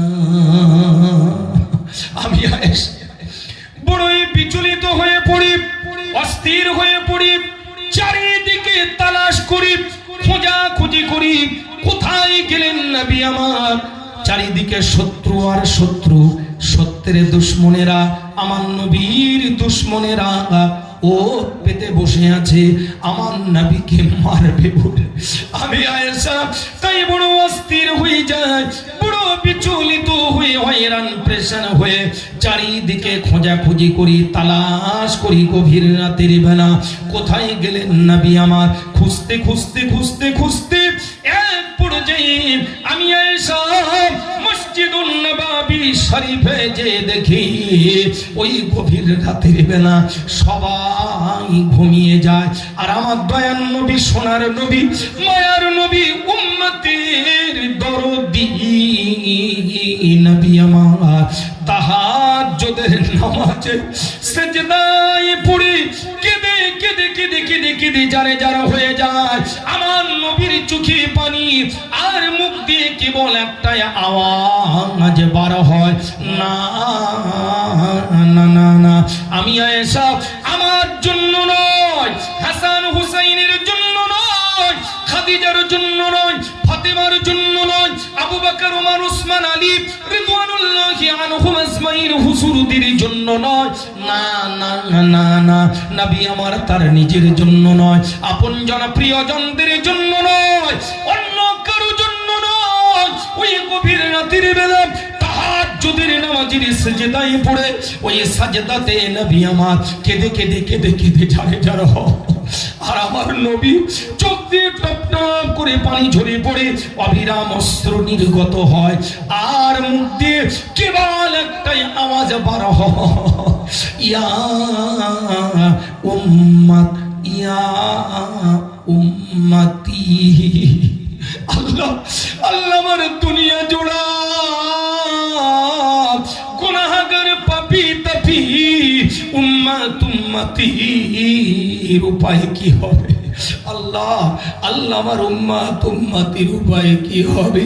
সেই নবী আমার রাতের বেলা ঘুমান না, কোনদিন তাহাজ্জুদের নামাজ ছেড়ে দেন না, আল্লাহর রিজা লাভের আশায়, সন্তুষ্টি লাভের আশায় তাহাজ্জুদের সিজদায় পড়ে কাঁদেন, আমার আপনার জন্য কাঁদেন, সিজদায় পড়ে তামাম উম্মত উম্মতির জন্য কেঁদে কেঁদে কেঁদে কেঁদে জারে জারে হয়ে যান। ও নওজোয়ানেরা, তরুণেরা, যুবকেরা, ও আসাম রাজ্যের মানুষেরা, আমি আপনাই বলে যাব, সেই নবীর জন্য আপনি কি করতে পেরেছেন, আমরা কি করতে পেরেছি বলুন? কিয়ামতের দিন ওই নবীজির সামনে কি জবাব আমরা দেব, কি উত্তর আমরা দেব? কবর ঘরে যাওয়ার পরে ফেরেশতারা যখন বলবেন, ওমান নবিউকা, কে তোমার নবী? নবীর আদর্শ যদি ওয়েলকাম, স্বাগতম জানিয়ে মেনে না নিতে পারি, সেই আদর্শের অনুসরণ অনুকরণ করে গ্রেট মডেল হিসাবে ব্যবহার করে জীবনটাকে যদি তৈরি করে না নিতে পারি, আমলের ময়দান যদি তৈরি না করতে পারি, কবর ঘরে ফেরেশতারা যখন বলবে, ওমান নবিউকা, বলো কে তোমার নবী? বিশ্বাস করুন, শুনে রাখুন, জেনে রাখুন, যার দুনিয়াতে চাল চলনে নবীর সুন্নাত খুঁজে পাওয়া যায় না, নবীর আদর্শ পাওয়া যায় না, নবীর তরিকা অবলম্বন করে চলে না, ওই মানুষটার এই জবান থেকে, মুখ থেকে আমার নবীর মায়ার নাম, মিষ্টি মধুর নাম, পাক পবিত্র নামটা তার জবান থেকে বার হবে না। বোঝা গিয়েছে আমার ওয়াজ? বোঝা যাচ্ছে তো? দুনিয়াতে চলা ঠিক থাকবে না, বলা ঠিক থাকবে না, কথা ঠিক থাকবে না, কাজ ঠিক থাকবে না, হিংসায় জর্জরিত হয়ে চলবো, অহংকারে আমি মাটিতে পা রাখবো না, আমি দুনিয়াতে তাকাব্বুরি করে অহংকারী করে ঘুরে বেড়াবো, মানুষের সম্মান ইজ্জত রক্ষা করে চলবো না, আমি ওইদিকে নামাজ পড়বো, মুখে দাড়ি, মাথায় টুপি, ওদিকে দোকানদারি করতে যে ওজনে কম দেব, মালে ভেজাল দেব, অন্যকে ঠকাবো, আমার জন্য আরেক মানুষের চোখের পানি ঝরবে, ওজনে কম, মালে ভেজাল।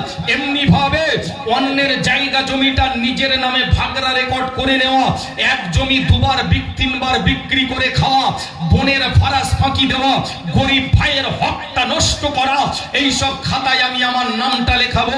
বছরে একবার কেন, যদি সারা জীবনে 100 বারও হজ পাক আদায় করে আসি, আর মসজিদের ফার্স্ট কাতারে দাঁড়িয়ে যদি নামাজ আদায় করি, আর আমার ভিতরে এই খারাপ গুণাবলী যদি থাকে, বিশ্বাস করুন, আমি তরিকুল ইসলাম বাংলা থেকে এসে আপনার এলাকার জামে মসজিদে 200 রাকাত নামাজ যদি আদায় করি, আর আমার পাশে এই এলাকার ওই গরিব অসহায় মানুষটা, তার আমল আখলাক চরিত্রটা ঠিক আছে, ভালো আছে, বড় জামা নেই, বিরাট বড় মুখে দাড়ি নেই, মাথায় কায়দার টুপি নেই, তাই বলে ঘৃণা করবেন না, না না তাকে অবহেলা করবেন না। আমার থেকে তার এই ভিতরটা অন্তরটা অনেক ভালো রয়েছে, তাই আমি 200-এরও 2 লক্ষ রাকাত নামাজ যদি আদায় করে নিই, আমার 2 লক্ষ কোটি রাকাত নামাজের থেকে ওই গরিব অসহায় ছেঁড়া ফাটা পোশাক পরিহিত মানুষটা সামান্য 2 রাকাত নামাজের মর্যাদা আমার আল্লাহর কাছে লক্ষ কোটি গুণে বেশি। একটু প্রাণ ভরে জোরে বলা যাবে না সুবহানাল্লাহ? একটু প্রাণ খুলে বলেন না সুবহানাল্লাহ? নারে তাকবীর। সম্মানীয় শ্রোতা মণ্ডলী, সুতরাং এই ভিতরটা ভালো রাখা দরকার। বাইরে সাইনবোর্ড কেবল ঠিক রাখলে হবে না, দোকানে সাইনবোর্ড বেশ ভালো, কিন্তু ভিতরের মালপত্র আদৌ ভালো না, সব 2 নাম্বার 3 নাম্বার। ভাই ও সাইনবোর্ডের কোনো দাম আছে? কোনো দাম নেই। বাইরে সাইনবোর্ড চকচকে ঝকঝকে, আর আমার হাবিবুর ভাইয়ের সাইনবোর্ড একটু খারাপ। আমার মতো বড় জামানা মুখে আমার মতো এত বড় দাড়ি না, কিন্তু আমার আল্লাহ জানেন, হয়তো আমি তারিকুল ইসলাম বাংলা থেকে এসেছি বড় হুজুর হয়ে, আমার থেকে ওই মানুষটার অন্তর হয়তো অনেক ভালো, আমার পাশে থাকা মানুষটা তার মনটা অনেক ভালো, তার ভিতরে হয়তো এমন একটা গুণ রয়েছে, আপনার ভিতরে এমন একটা গুণাবলী রয়েছে, এমন একটা কোয়ালিটি সম্পন্ন মানুষ আপনি, আপনার ভিতরে এমন একটা ভালো আমল রয়েছে যেটা আমার ভিতরে নেই। ঠিক না ভুল? অতএব ওকে দেখে ঘৃণা নয়, তুচ্ছ তাচ্ছিল্য করা নয়, দূরে সরিয়ে দেওয়া নয়, মানুষকে আপন করুন। আমার নবী, বিশ্ব নবী চরম শত্রুকে আপন করে কাছে ডেকে নিয়েছেন, মহব্বত করেছেন। বিশ্ব নবী আমার আল্লাহু আকবার মসজিদে সাহাবা হুজুরদেরকে নিয়ে আলোচনা করছেন, আর ইহুদি পরীক্ষা করার জন্য আমার নবীর সামনে এসে ও সেই আল্লাহর পবিত্র ঘর মসজিদের দেয়ালে পেশাব করে দিচ্ছে। ওমর রাদিয়াল্লাহু তাআলা আনহু আস্তে আস্তে উঠে দাঁড়িয়েছেন, হাতে রয়েছে তলোয়ার। ওমর ফারুক রাদিয়াল্লাহু তাআলা আনহু খুব ঠান্ডা মানুষ ছিলেন নাকি?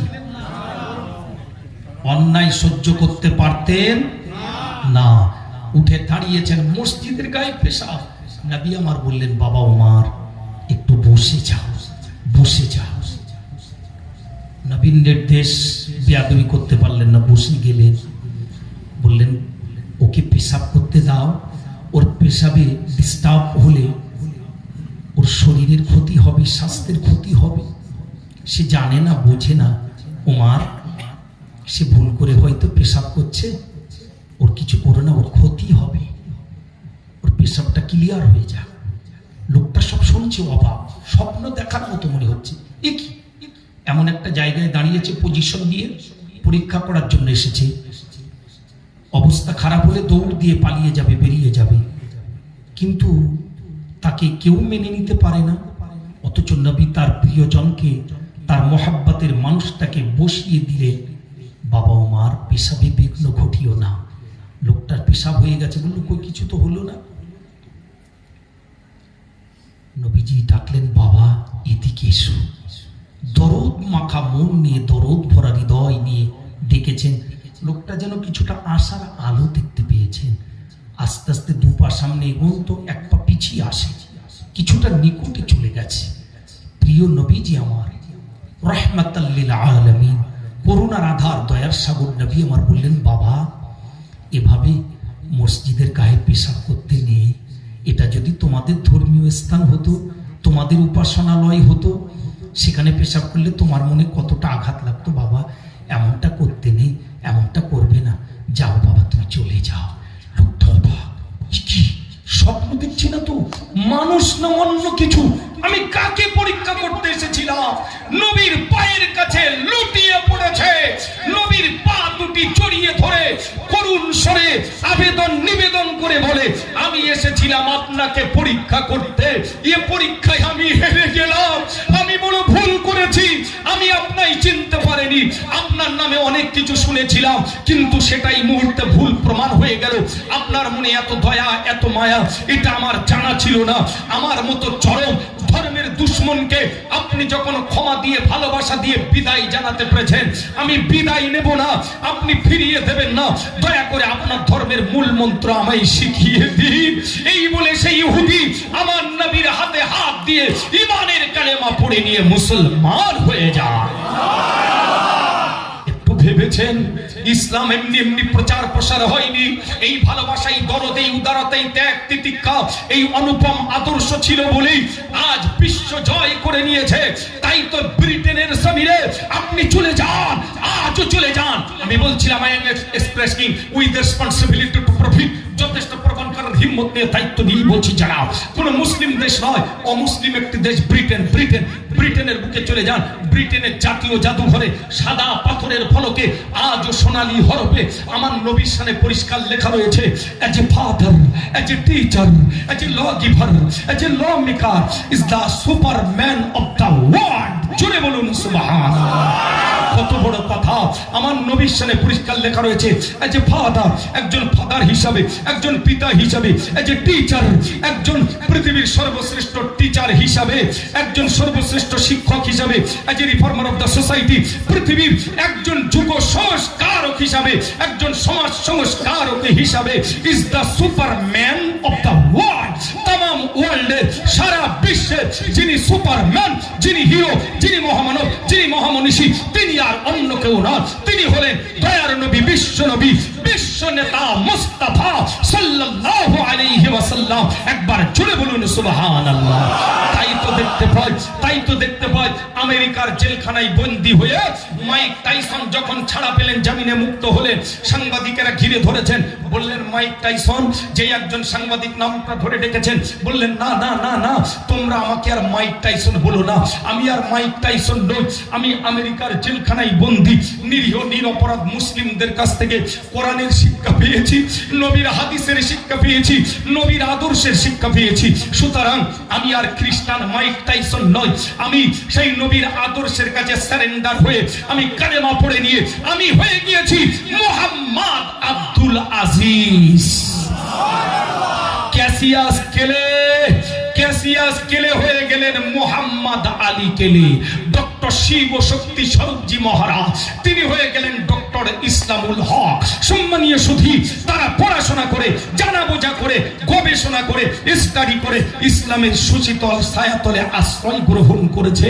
আর আমরা মুসলমানের ঘরে, ইমানের ঘরে, মসজিদের ঘরে, মাদ্রাসার ঘরে, তাওহীদের ঘরে জন্মলাভ করে আমরা ইসলাম থেকে, নবীর আদর্শ থেকে দূরে, বহু দূরে সরে যাচ্ছি। এ দুঃখ, এ আফসোস রাখার জায়গা নেই। কথাগুলো একেবারে ভুল বলে ফেললাম। আমি বিদায় নেব আপনাদের কাছ থেকে। এইবারে আমার জলসা আমি শেষ করে দেব, আখিরি দোয়া হবে, শেষ বেলাতেই বলে যাব, ও যুবকেরা, তরুণেরা, ও আমার নবীর উম্মতিরা, খবরদার, খবরদার, আমার নবীকে যেন আর কাঁদাবেন না, কাঁদাবেন না, কাঁদাবেন না। সারা জীবন ধরে কেঁদেছে মদিনার ওই সবুজ গম্বুজের তলে, আমাদের ব্যথায় ব্যতীত হয়ে কাতর হয়ে পড়ে আছে। ময়দানে মাহশরে কিয়ামতের দিনেতে সাজদায় পড়ে কাঁদবে একটা গুনাহগার পাপী তাপী উম্মত ওই জাহান্নামে থাকা পর্যন্ত আমার দয়ার নবী, মায়ার নবী,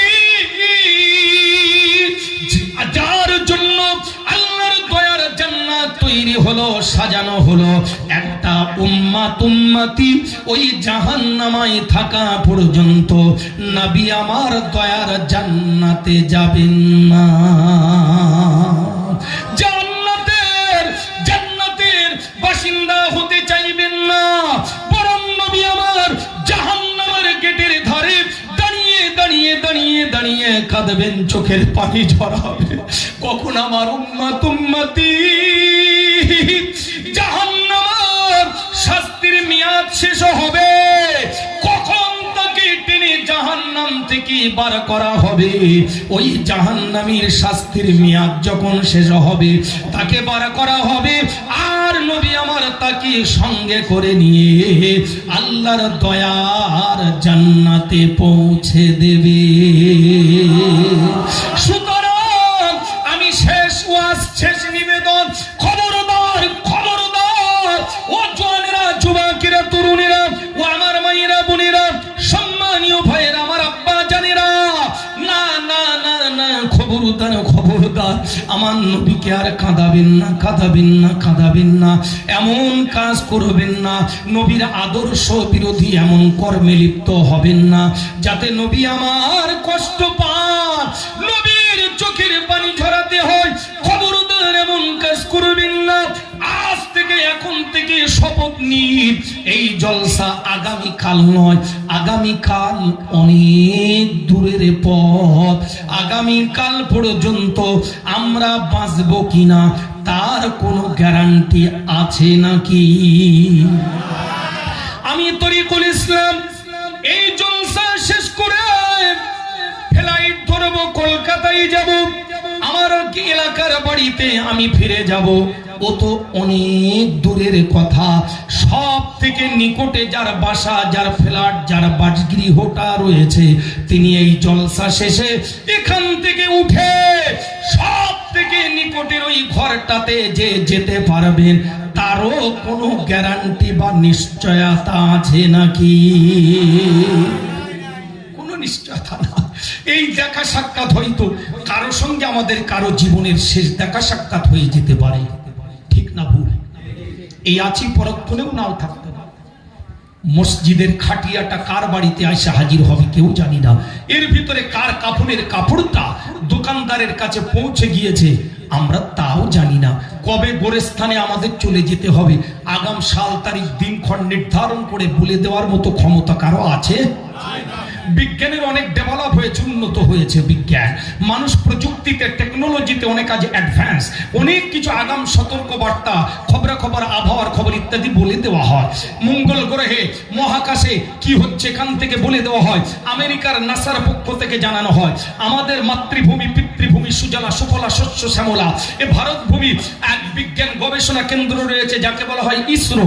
ইসরোর পক্ষ থেকেও অনেক কিছু বলে দেওয়া হয়। স্যাটেলাইটে ধারণ করে তাদের র্যাডারি ধরা পড়ে, অনেক আগাম অনেক কিছু বলে দেয়। কিন্তু একটু বলবেন, আজ বিজ্ঞান এত উন্নত, মঙ্গল গ্রহের খবর বলে দেওয়া হয়, চাঁদের খবর বলে দেওয়া হয়, মহাকাশের খবর বলে দেওয়া হয়, কবে কখন বৃষ্টি হবে, ঝড় হবে, সুনামি হবে, আইলা হবে, টর্নেডো, সাইক্লোন হবে, ভূকম্পন হবে, আগাম সতর্ক বার্তা জারি করা হয়। কিন্তু একটু বলবেন, পাশাপাশি দুটো মানুষ বসে আছি, কার কখন কোন মুহূর্তে ডাক এসে যাবে আগাম সাল তারিখ দিনক্ষণ নির্ধারণ করে পৃথিবীর কোন ল্যাবরেটরিতে গবেষণা করে আগাম বলে দেওয়া কারো পক্ষে কি সম্ভব? জোরে বলেন, সম্ভব হবে? হবে না। অতএব কখন চলে যেতে হবে জানি না। এই জলসাটা হয়তো আমার জীবনের শেষ জলসা করা, ওয়াজ করা হয়ে যেতে পারে, আপনার জীবনের শেষ জলসা শোনা হয়ে যেতে পারে। সুতরাং জীবনের শেষ মনে করে একটু তওবা করে ফিরে আসুন। আল্লাহর ঘর, মসজিদ রয়েছে আমাদের সামনে, আসুন সব কিছু ছেড়ে আমার আল্লাহর পার্লামেন্ট, আল্লাহর ঘর, দোয়া কবুলিয়াতের সর্বশ্রেষ্ঠ স্থান, আমরা মসজিদ মুখী হয়ে যাই, আল্লাহর ঘর মুখী আমরা হয়ে যাই, মসজিদ ঘরের প্যাসেঞ্জার হয়ে যান। দুনিয়ার অনেক গাড়ি চেপেছেন, অনেক এসি গাড়িতে চড়েছেন, ভলভো গাড়িতে চেপেছেন, অনেক নামি দামি গাড়িতে উঠেছেন, প্লেনে চড়েছেন, ট্রেনে চড়েছেন, কিন্তু আমি নিবেদন করব মসজিদ নামক গাড়ির প্যাসেঞ্জার যাত্রী একটাবার হয়ে যান, নসিব খুলে যাবে, কপাল খুলে যাবে। মসজিদের জন্য নিঃস্বার্থভাবে কিছু কাজ করুন, খিদমত করুন, মসজিদের কমিটি হয়ে সততার সঙ্গে দায়িত্ব পালন করুন, মসজিদের ইমাম, মুয়াজ্জিন, মসজিদের দাতা, হিতাকাঙ্ক্ষীর খাতায় নামটা লেখান, নসিব খুলে যাবে।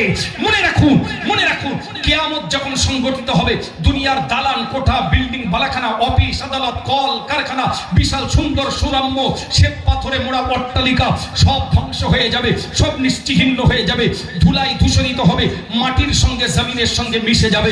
কিন্তু না না না না না, পৃথিবীতে যত জায়গায় আল্লাহর ঘর, মসজিদ কায়েম হয়েছে, শরিয়াত ইসলামের হুকুম মোতাবেক যত মসজিদ ঘর নির্মিত হয়েছে, কায়েম হয়েছে, বিশ্বাস করুন, দুনিয়ার সব যেদিন ধ্বংস হবে, কিয়ামত হবে, ওই দিন সব ধ্বংস হয়ে গেলেও আমার আল্লাহর ঘর, মসজিদগুলো ধ্বংস হবে না, সম্পূর্ণ অক্ষত অবিকৃত অবস্থাতে রয়ে যাবে। তবে তবে হ্যাঁ, এই দুনিয়াতে কিন্তু থাকবে না। আল্লাহর নবী বলেন, কিয়ামত যখন সংগঠিত হয়ে যাবে, দুনিয়ার এই মসজিদ ঘরগুলো সব আমার আল্লাহর দয়ার জান্নাত, আল্লাহর সাথের জান্নাতের সঙ্গে এই মসজিদগুলো সম্পৃক্ত হয়ে যাবে। আল্লাহর দয়ার জান্নাতের সঙ্গে মসজিদগুলো সব জুড়ে যাবে। মসজিদ আল্লাহর জান্নাতের সঙ্গে জুড়ে যাবে, জান্নাতের সঙ্গে যুক্ত হয়ে যাবে।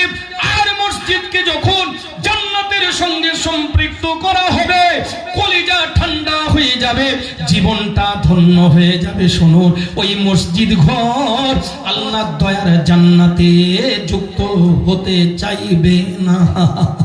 মসজিদ আল্লাহর কাছে ফরিয়াদ জানাবে, মসজিদ আল্লাহর কাছে আপিল করবে। এই মসজিদ ঘর আল্লাহর কাছে দরখাস্ত পেশ করে বলবে, ও রব্বুল আলামিন আল্লাহ, ও আমার আল্লাহ, আল্লাহ আল্লাহ আল্লাহ আল্লাহ আল্লাহ, না না না না না, আমি তোমার ঘরে মসজিদ তোমার জান্নাতের সঙ্গে যুক্ত হব না। আবার কেমন কথা বাবা? আল্লাহ বলবেন, তুমি কি চাও, কি বলতে চাচ্ছ? তুমি কি জানো আমার দয়ার জান্নাতের সঙ্গে সম্পৃক্ত হবে মসজিদ? ওই সময় সুপারিশ করবে, আল্লাহর কাছে আপিল করবে, দাবি করবে, ও আমার রব্বে করিম আল্লাহ, না না না না, আমি মসজিদে একা যাব না।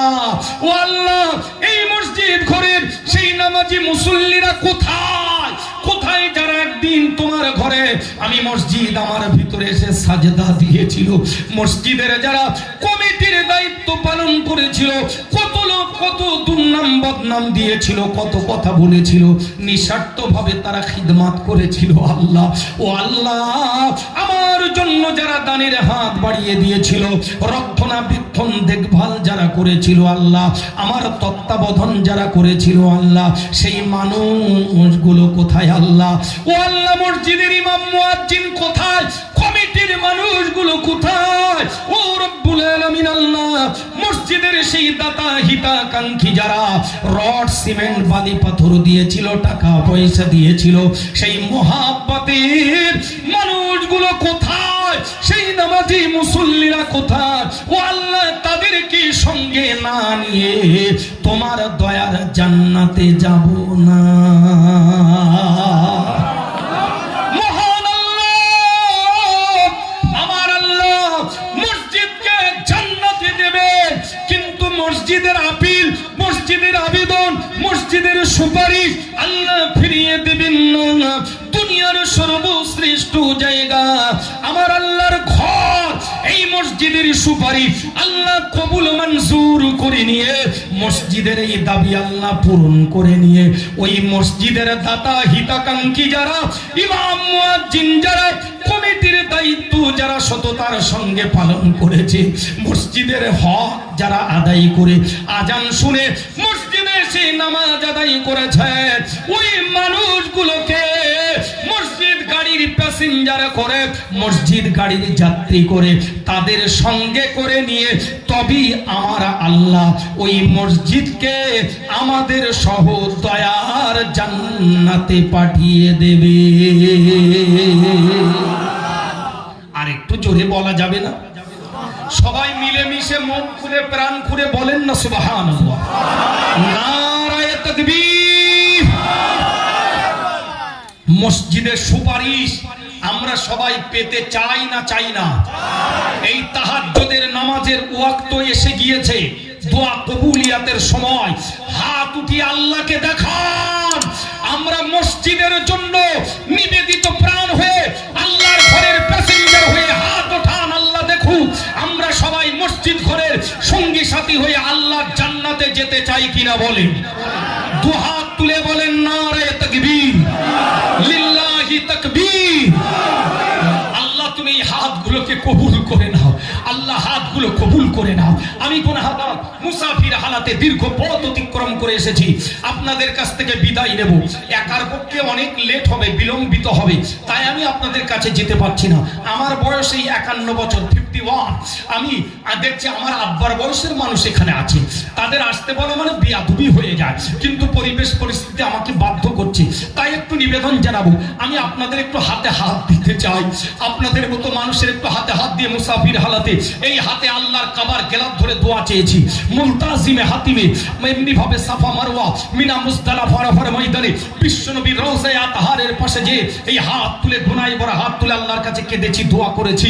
দুইবার আল্লাহ মক্কা মদিনার জমিনে নিয়ে গিয়েছেন। আগামী বছর আবার যাওয়ার নিয়ত করেছি। আল্লাহ যেন কবুল করেন। আমি কথা দিয়ে গেলাম এই মানুষগুলোর জন্য আল্লাহর কাছে প্রাণ ভরে কাবার গেলাপ ধরে দোয়া চাইব। আল্লাহ যেন সেদিন আমার স্মৃতিতে এনে দেন। আমি আপনাদের জন্য দোয়া করব, কথা দিলাম। আর মুসাফির হালাতে এসেছি। নবীজি বলেছেন এক মুসলমান আর এক মুসলমানের সঙ্গে সাক্ষাৎ হলে আগে কি করতে হবে? জোরে বলেন, জোরে বলেন। সালাম জানাতে হবে। তারপরে হাতে হাত দিয়ে মুসাফা করতে হবে। আর সালাম জানানোর পরে মুসাফা ইয়াগফিরুল্লাহু লানা ওয়া লাকুম, তার মানে কি আল্লাহ তোমার এবং আমার গুনাহকে মাফ করে দিই। আর নবীজি বলছেন ইমানদার মুমিন যখন একে অপরের হাতে হাত দিয়ে মুসাফা করে উভয়ের জীবনের সগীরা গুনাহগুলো ঝরে ঝরে ঝরে ঝরে জমিনে সব পড়ে যায়। আল্লাহু আকবার। আমি চাই আমার গুনাহগুলো ঝরে যাক। আর কোনোদিন দেখা হবে কিনা জানি না। আপনাদের কাছে অনুরোধ, আমার কমিটির ভাইরা গিয়েছিলেন, আমাদের মাস্টার আমজাদ সাহেব, আমজাদ আলী সাহেব, আলহামদুলিল্লাহ আল্লাহ তার হায়াতে তাইয়্যিবা সেহাতে কুল্লে হাদান করুন। তার ওসিলাতে ওই মাহিরি পাঠ, তাই তো নাকি হাবিব ভাই? মাহারি পাঠ, ওখানে আমি এসেছিলাম। আমার ভাইরা এখানকার কমিটির আরো অনেক দায়িত্বশীল ভাইরা সব গিয়েছিলেন, ওনারা বসে আছেন আলহামদুলিল্লাহ। আমাকে যে সেদিন দাওয়াত করেছিলেন, তো সেদিন ডেট হয়েছিল, সবকিছু ঠিক হয়েছিল। আল্লাহ পাক আজ আসার সুযোগ দিয়েছেন, আপনাদের কাছে এসেছি। জানি না আর কোনোদিন আসতে পারবো কিনা। আমি একটু আপনাদের হাতে হাত দেব। আপনাদের যার পকেটে যা আছে পরে বড় দানগুলো দেবেন। ছোট 2 টাকা হোক, 10 টাকা, 20 টাকা, 50, 100, 2000, 5000 যা পারে আল্লাহর ওয়াস্তে, আমার নিজের জন্য নয়, আল্লাহর ঘর মসজিদের উন্নতি কল্পে আপনাদের এসে দিয়ে যেতে হবে। আর দেওয়ার পরে কেউ চলে যাবেন না। মুসাফির হালাতে তাহাজ্জুদের ওয়াক্তে আখেরি মানাজাত শেষ দোয়া করে আমি আপনাদের কাছ থেকে বিদায় নেব। আপনারা একটু দয়া করে আসতে পারবেন? যা পারেন পকেটে হাত ঢোকান। আল্লাহ যার যা সামর্থ্য দিয়েছেন, 10, 20, 50, 200, 500, 1000 যা পারেন আল্লাহর ওয়াস্তে একটু আমার হাতে দিয়ে যান।